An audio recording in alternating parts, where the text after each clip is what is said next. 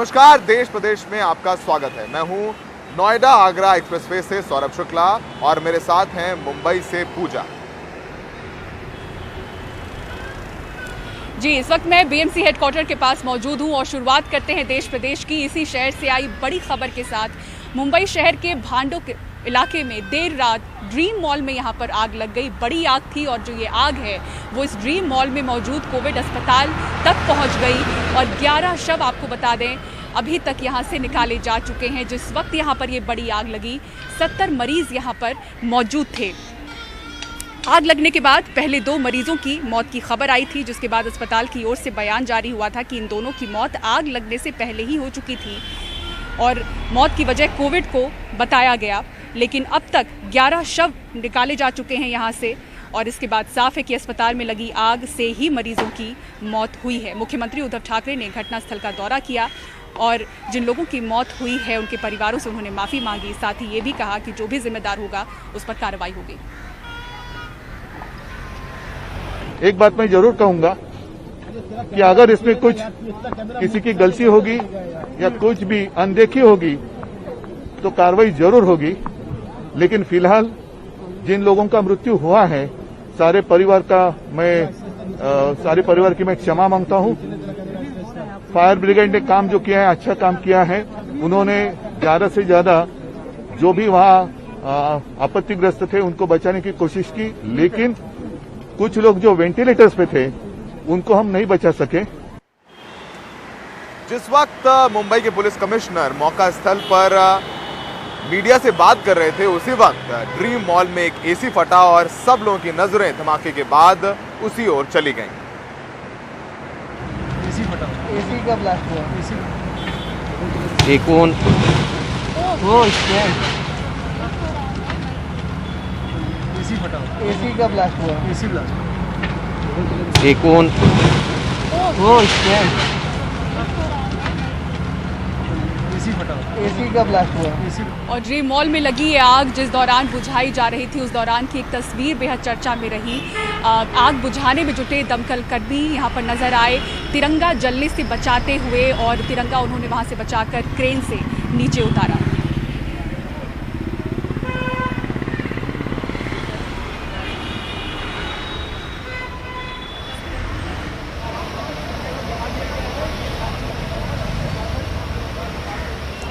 बढ़ते हैं आगे और अब बात किसानों की करते हैं। कृषि कानूनों के खिलाफ किसान जो आंदोलन कर रहे हैं 4 महीने पूरे हो चुके हैं और आज किसानों ने भारत बंद का आयोजन किया। 12 घंटे का जो ये भारत बंद रहा उसका सबसे ज़्यादा असर पंजाब, हरियाणा और उत्तर प्रदेश में नज़र आया। आपको बता दें कि हरियाणा के तमाम रेलवे स्टेशनों पर किसान रेल पटरियों पर बैठ गए, जिससे 10 से ज़्यादा एक्सप्रेस ट्रेनें रद्द की गईं। दिल्ली के गाजीपुर बॉर्डर पर कुछ समय से चालू हुए NH9 को भी किसानों ने बंद कर दिया। उत्तर प्रदेश के मेरठ में किसानों ने दिल्ली हरिद्वार हाईवे को बंद कर दिया, जिससे कई किलोमीटर लंबा जाम लग गया। इसके अलावा बिहार, कर्नाटक, राजस्थान में भी बंद का असर देखने को मिला।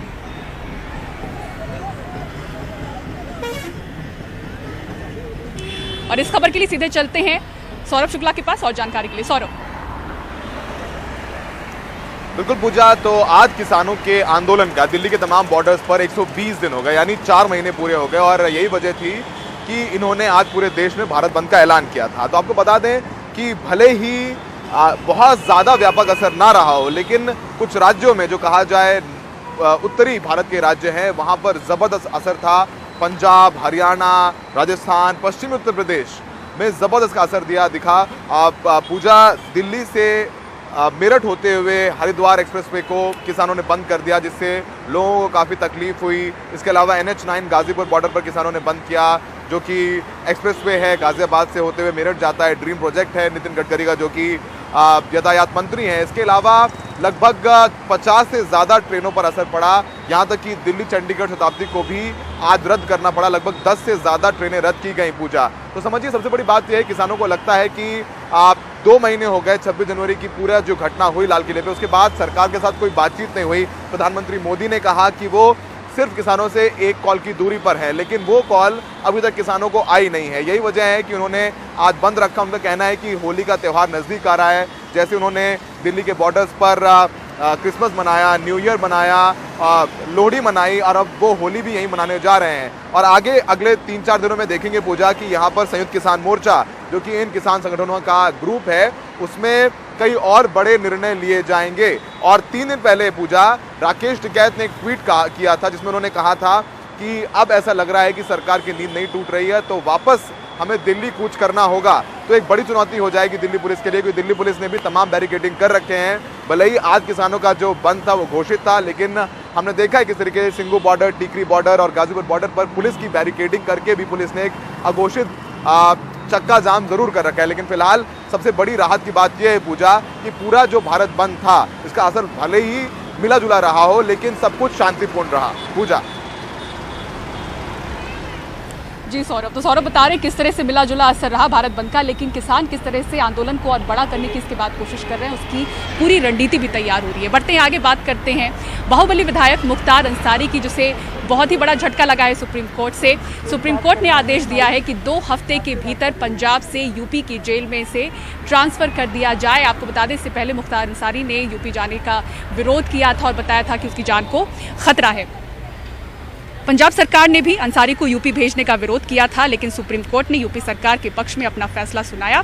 अदालत ने कहा कि बांदा के जेल सुप्रिंटेंडेंट मुख्तार अंसारी को मेडिकल सुविधा उपलब्ध कराएंगे। साथ ही सुप्रीम कोर्ट ने अंसारी के मुकदमों को यूपी से बाहर ट्रांसफर करने की याचिका भी उन्होंने खारिज कर दी है।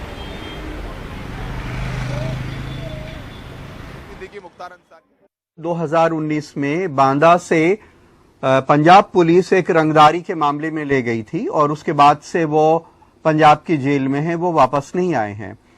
उत्तर प्रदेश सरकार तब से उनको वापस लाने की कोशिश कर रही है। प्रदेश सरकार का कहना है कि यहां पे 14 मुकदमे उनके ट्रायल पे हैं। एक मऊ में मामला है, एमपी एमएलए कोर्ट में उनका एक मामला चल रहा है, एक मऊ में भी मामला चल रहा है जहां से बार बार पेशी के लिए उनको बुलाया जाता है, वो हाजिर नहीं होते हैं और वहां से ये बताया जाता है कि उनको बीपी है, उनके बैक में तकलीफ है और कई तरह की मेडिकल प्रॉब्लम्स हैं, जिसके कारण पंजाब से वो उत्तर प्रदेश ट्रैवल नहीं कर सकते हैं। सरकार का कहना है कि वीडियो कॉन्फ्रेंसिंग के जरिए भी सुनवाई नहीं हो पा रही है ठीक से, इसलिए वो उनको यहां लाना चाहते हैं।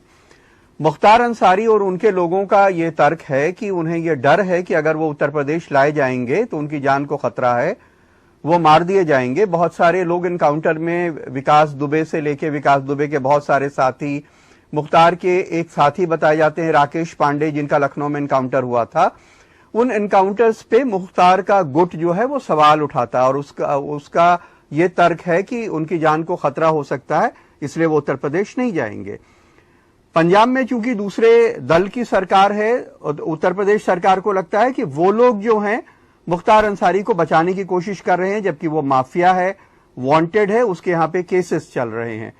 तो बहरहाल अब सुप्रीम कोर्ट के ऑर्डर के बाद अब पंजाब सरकार का कोई रोल इसमें रह नहीं जाता है और जैसा कि अदालत ने कहा है 2 हफ्ते के अंदर उनको यूपी पुलिस को सौंपना पड़ेगा।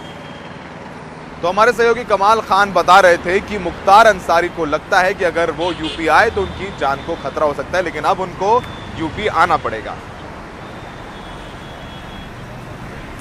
और इसी के साथ देश प्रदेश में वक्त हो चला एक ब्रेक का, लेकिन आप कहीं मत जाइएगा। ब्रेक के बाद आपको दिखाएंगे निकिता हत्याकांड में जो दोनों दोषी हैं उन्हें उम्र कैद की सजा मिल चुकी है। पूरी खबर ब्रेक के बाद।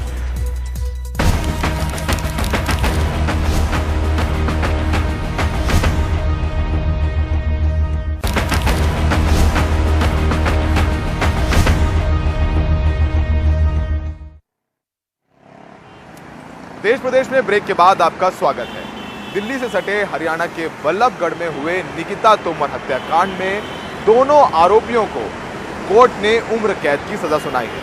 आपको बता दें कि बुधवार को इसका फैसला देते हुए दोनों आरोपियों रेहान और तौसीफ को कोर्ट ने दोषी करार दिया था। आपको बता दें पूरा मामला पिछले साल 26 अक्टूबर का है। बीकॉम की छात्रा निकिता तोमर अपने कॉलेज से परीक्षा देकर निकल रही थी, तभी तौसीफ ने उसको पहले अपहरण करने की कोशिश की, उसको घसीटकर गाड़ी में बैठाने की कोशिश की और जब निकिता नहीं मानी तो उसने वहीं पर गोली मार दी थी, जिससे निकिता की ऑन द स्पॉट मौत हो गई थी। और ये पूरा वाकया सीसीटीवी कैमरे में कैद हुआ था, जिसके बाद कई प्रदर्शन हुए और फास्ट ट्रैक में पूरा मुकदमा चला, जिस पर इन दोनों आरोपियों को उम्र कैद की सजा सुनाई गई है। देखिए, जिसकी एक होनहार बेटी को बीच रोड पे मार दिया जाता है किसी दरिंदे के द्वारा, उसके पिता इस फैसले से खुश कैसे हो सकते हैं? मेरे ख्याल से दुनिया का कोई भी खुश नहीं होगा, लेकिन जो भी अदालत ने, न्यायाधीश ने अपने विवेक से फैसला किया है उसका ठीक है, स्वागत है उसका। बाकी हमारी मांग पहले भी थी, फांसी की आज भी है। देश प्रदेश में फिलहाल इतना ही। दिल्ली से सौरभ शुक्ला और मुंबई से मुझे दीजिए इजाजत। खबरों के लिए देखते रहें NDTV इंडिया। नमस्कार।